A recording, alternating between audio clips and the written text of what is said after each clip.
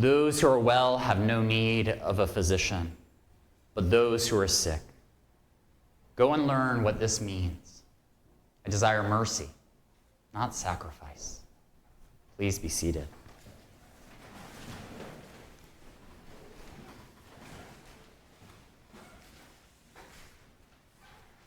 It was a cold winter day, mid-December, outside in the provinces outside of Moscow, Russia, sometime in the 1870s, when Vasily Andreevich Brukhanov, a wealthy landowner, decided to set out to his neighbor's house to go have a conversation about buying a grove. And so Vasily Andreevich went to Nikita, one of the servants in his employ, one of the hired men who he kind of tasked with doing a little bit of everything, and said to him, "Saddle the horse, get the sleigh ready. We've got a journey to take." And so Nikita did what he was told. He got the horse ready. He prepared the sleigh. He packed it with hay, with the things that they would need for this couple hours journey, and was ready for his master to come. And so the two of them set out from that place and began their journey. And almost instantly, things started to go wrong. As they set out, they realized that the storm that was blowing through was more fierce than they had imagined. The winds whipping off of the steppe, bringing snow with it that almost blinded them to the road. "It's no problem," Vasily said. "We know the way. We're not going far. We will be all right." You can guess how things went from there. This is a short story by Leo Tolstoy called Master and Man. And the story unfolds around this relationship between the master and the hired man. And he sets out this dynamic between them. On one hand, you have the master, Vasily, this well-to-do landowner who prides himself on his virtue, on his prudence. He's a man who knows a good deal when he sees it. He knows when to pitch a penny. He knows when to jump on an opportunity. He sees himself as this sort of self-made man, this person who by his prudence, by his virtue, by the sheer force of his will, has made a successful life for himself. And here he is with Nikita, this peasant who he chronically underpays, but it's all for the best, because Vasily suspects that Nikita would just spend the money that he got on drink anyway. And so really, by withholding wages, he is doing Nikita a favor. There sits Vasily in the back of the sleigh, dressed in his 2 cloaks and his finely crafted shoes. Sitting behind Nikita, the peasant in his ragged cloak, his shoes with holes in it that he couldn't even be bothered to wrap up, knowing that his feet would still be fully exposed to the cold. In Vasily's mind, he is doing Nikita a great favor, sitting there in the cart together, having these 2 hours of conversation. Think of all the wisdom that he, Vasily, can impart on this poor peasant. He can give him so much advice on what a good deal looks like, help Nikita to figure out how to buy the horse that he desperately needs, and maybe Vasily himself will be able to make a few rubles off of it in the process. He sits there in the back of this cart, the snow swirling around him, imagining the grove that he is going to buy, the lumber that he'll harvest from it, the sales that he'll make, the lands that he'll buy, the ways that he'll amass his own wealth and secure his own legacy. And then things start to go wrong. First, they get lost in the midst of these swirling snows, losing the road, realizing that they're somewhere deep into the fields, that they've left the road far behind. So they backtrack to find their path once again. In another moment, the horse and the sleigh get stuck in a snowdrift. They pull out of that and continue on their journey, finally making their way to the next village, a way stop along their longer journey.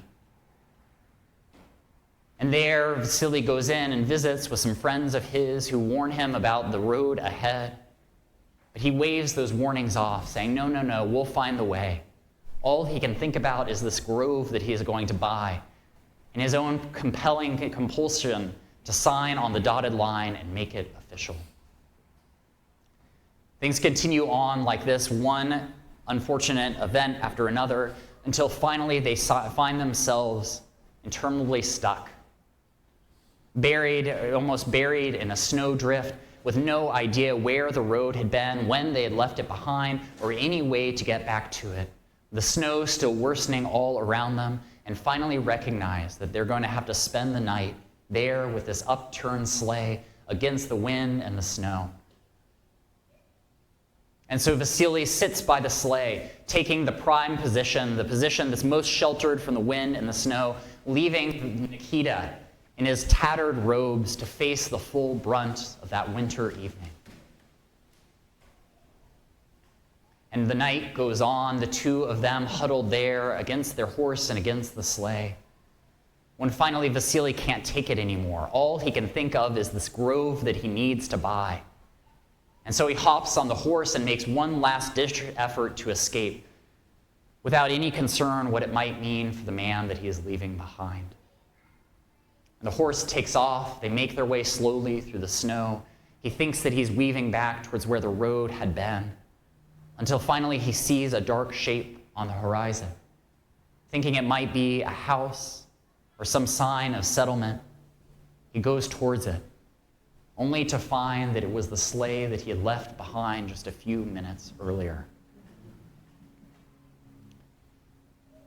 But through all of the fear and the uncertainty that this brought up, something changes in Vasily in the next few moments. As he approaches the sleigh, he sees it with new eyes.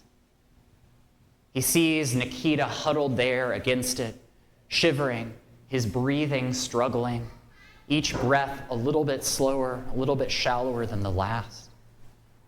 And he realizes that this man is dying. And something about seeing this person who he's known for years but never really looked at, this person that he has done everything in his power to distance himself from, to see as an other, someone as another of another class, almost as a whole different kind of human. Vasily sees him there with new eyes, sees the need within him, the desperation, the need for warmth, the need for comfort, the need for life. And so Vasily gets off of his horse and compelled by a force almost as powerful as the one that led him to want to buy that grove so desperately, goes over to Nikita. He lays on top of him. He opens one of his two cloaks and wraps it around him.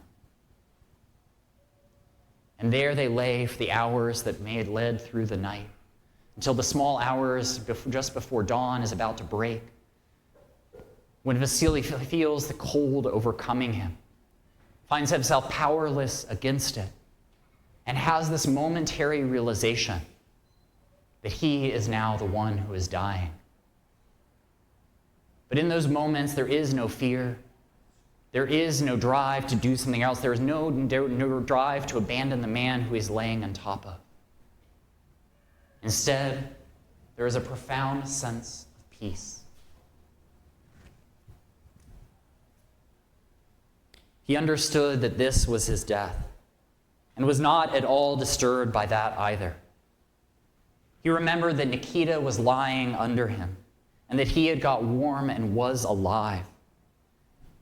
And it seemed to him that he was Nikita, and Nikita was he, and that his life was not in himself, but was in Nikita. He strained his ears and heard Nikita breathing and even slightly snoring.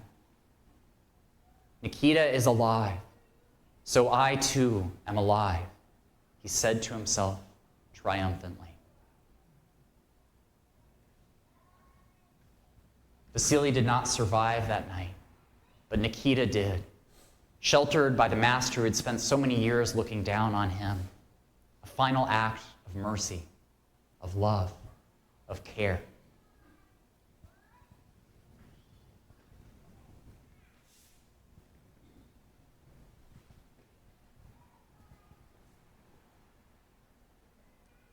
Those who are well have no need of a physician, but those who are sick. Go and learn what this means. I desire mercy, not sacrifice. These are the words that Jesus speaks to the Pharisees and sinners, or the Pharisees who have come and to approach him in our gospel reading today. He's called Matthew, a tax collector, out of his tax booth. He has sat down at the table with sinners and tax collectors, these people who are seen by the Pharisees and by the religious elite of the time as being unclean, unworthy of sitting with. People who by their very presence at a table could be seen as having a defiling impact on any good, respectable Jew who is seen sitting with them. Sitting with sinners risked the whole meal being something rendered unclean. Sitting with tax collectors was a sign of welcoming these people who were seen as traitors to their own people, who were willing to collaborate with the secular Roman authorities and to extort the Jewish people that they were descended from or who they were a part of. These were folks who were seen as outcasts, who were seen as other, who were not deemed respectable enough, good enough, proper enough to be seen sitting with. And yet there Jesus is, sitting at table with them, sharing a meal. And in this conversation with the Pharisees, he draws their attention back to what God has been saying all along. The words that God spoke through their ancestors, through Abraham, through Moses, through the prophets. What God desires is not sacrifice. It isn't worshiping the right way. It isn't making the appointed sacrifices of bulls or calves or doves. Yes, those were important. Yes, those were an important part of expressing this heritage, this faith that they hold. But what God desires more than anything, what God demands of God's people more than anything, is mercy, is care, is love. Not love at a distance or love as some kind of theological abstraction, but love as an active principle in the world. A love that extends to all of God's people. First, the people of Israel, who God spoke to through the prophets and their patriarchs and matriarchs, but then to the whole world. That this principle of mercy is something that God wants for God's people to show to all, especially those who are outcast or marginalized, those who have been left behind or neglected, those who so often find themselves with no seat at the table. I desire mercy, not sacrifice. This whole reading, gospel reading we have today is Jesus showing what that mercy looks like. He begins first with welcoming Matthew, this tax collector, into the fold of his followers. It continues with his willingness to sit at table with people who weren't seen as being the right kind of people. It continued when one of the leaders of the temple came to him and begged him, "Come and heal my daughter. She has died, but I know you can make her live again." It continues when on his journey to see that girl, Jesus feels someone pulling at the hem of his robe and turns around to see a woman who has been suffering from an illness, who has been bleeding for 12 years, touching him. And he looks upon her and says, "Your faith has made you well." It is an act of mercy that isn't done at a distance, but one that is performed right there. In this very moment of interaction with her, this woman whose illness, whose suffering, whose status as being this hemorrhaging woman, risks defiling anyone who she touches, rendering them unclean. Jesus does not shy away from her. He doesn't deny her the healing that she thinks can come from him. But he looks upon her and says to her, "Your faith has made you well." And he goes on to arrive at the house of the temple authority, goes into the room where his daughter is lying, and reaches out his hand and touches the dead body. Another act that would be seen as ritually defiling him, something that he, as an observant Jew, was not supposed to do, and yet he does it. He grabs her hand and raises her up. He chooses mercy over what is right or proper. He chooses kindness over decorum. He chooses compassion over the letter of the law, and raises her up and offers her the gift of new life. These acts come in the midst of the early parts of Jesus' ministry in Matthew's gospel. And they are a part of how and what he teaches the disciples. He's not just up there preaching sermons about what mercy is and how it's important and how God values it, but is showing them what mercy looks like. In his book, Just Mercy, the activist and lawyer Brian Stevenson talks about his own understanding of what mercy is. And he filters it through his experience of being an advocate for and working with people with inmates on death row over the course of decades.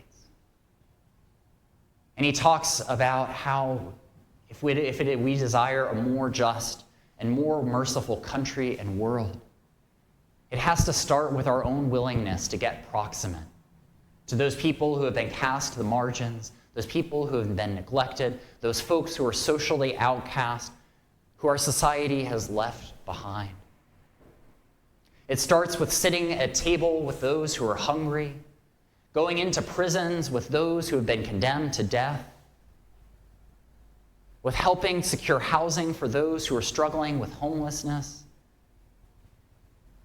with offering ourselves to those who we encounter who are in any kind of need, be it a friend who in the midst of loss stands in need of comfort, or someone we encounter upon the streets.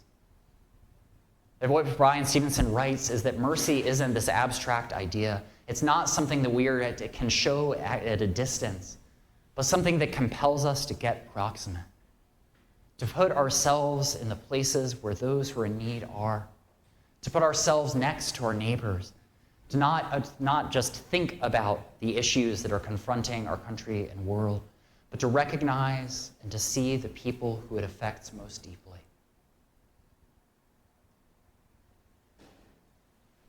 When I think about Tolstoy's story and that image of Vasily Andreevich laying on top of Nikita, offering him the warmth that he feels him being sapped out of his own body, it is truly an act of mercy. There, for the first time in his life, Vasily is finding himself proximate, just on top of Nikita. There's no distance between them.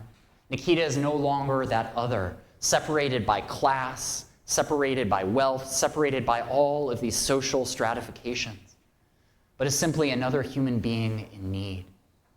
And so Vasily offers himself so that Nikita might live. The example that we see in Jesus' ministry today is that of getting proximate. He doesn't keep the sinners and tax collectors at a distance. He doesn't just pray that they might see the light of God. He doesn't pray for the healing of this hemorrhaging woman or just offer condolences to the father of the dead child. He goes to where they are. He eats with them, the sinners and tax collectors. He lets this woman touch the hem of his robe and proclaims that her faith has made her well. He reaches out his hand and grabs the hand of the dead girl. He gets near them. He offers mercy not at a distance, but right there, in the place where it is needed most. What are the opportunities in our lives to get proximate to those who are suffering, to those who are in need, to those who have been left behind, to those who are neglected or marginalized in our country and in our world? Where is God offering us opportunities to show mercy, not at a safe distance, but up close and personal? And how is that mercy of God, that mercy that Jesus calls his disciples to, how is that mercy taking shape in our own lives, transforming us and compelling us to reach out to one another, to reach out to those who we encounter in the course of our daily lives? How are we being called to go beyond what is safe and comfortable and easy to show God's love to the world? Amen.